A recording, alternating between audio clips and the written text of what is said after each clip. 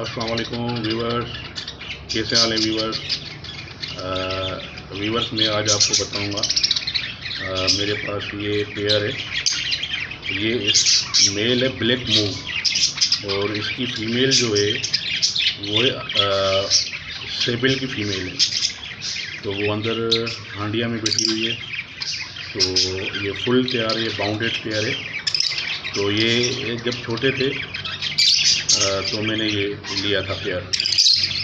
Black move था 3 महीने का, और सेबिल भी 3 महीने की थी। तो अब ये 11 महीने के माशाल्लाह ये सेट हो गए हैं और बाउंडेड पेयर हो गया है।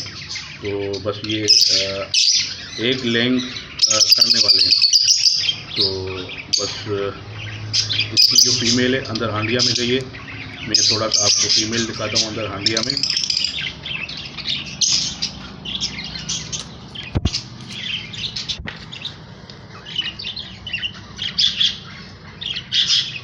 ये फीमेल है, ये सेबिल की फ़ीमेल है, और इंशाल्लाह ये एग लेंग करने वाली है। तो माशाल्लाह मैंने बड़ी मेहनत की है इस पे। मैंने इस पेयर पे बड़ी मेहनत की है माशाल्लाह। व्यूवर्स, आप लाइक करना नहीं भूलिएगा, शेयर भी कीजिएगा, और ख़ास तौर पे सब्सक्राइब करना नहीं भूलिएगा। ठीक है, अस्सलाम वालेकुम।